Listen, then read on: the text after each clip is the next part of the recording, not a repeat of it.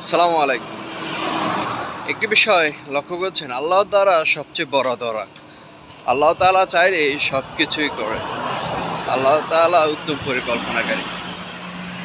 যে কিনা বিশ্ববিদ্যালয়ে রমজান মাসে কোরআন তেলাওয়াত করতে দেয় নাই, কোরআন তেলাওয়াত করতে দেয়নি, বন্ধ করে দিয়েছেন।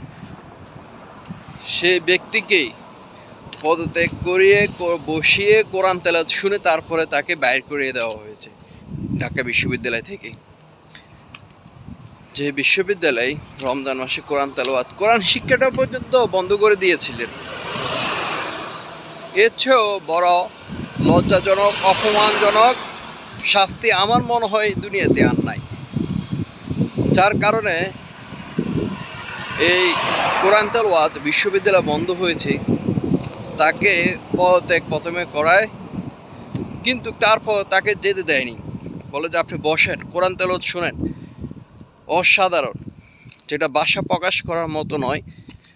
শিক্ষার্থী ভাইদেরকে কি বলে যে ধন্যবাদ দিব যে এমন মহান উদ্যোগ, সুন্দর একটি উদ্যোগ নিয়েছেন তারা। সেই লোকটিকে, অধ্যাপককে বসিয়ে কোরআন তেলাওয়াত, প্রথমে কোরআন তেলাওয়াত শোনায়, তারপর তাকে বলে যে যান, আপনি এবার বের হয়ে চলে যেতে পারেন। তার জন্য কিন্তু আবার দোয়া করেন, মুনাজাতও করেন।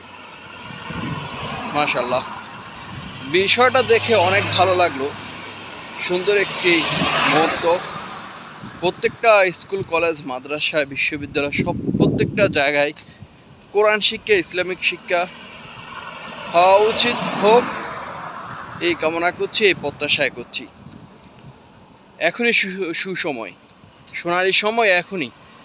বাংলাদেশে পর্যন্ত ইসলাম কায়েম হোক, ইসলাম কায়েমের এখনই সুসময়, সোনালি সময়। ভালো থাকবেন সবাই। ভিডিওটা ভালো লাগলে অবশ্যই শেয়ার করে দেবেন।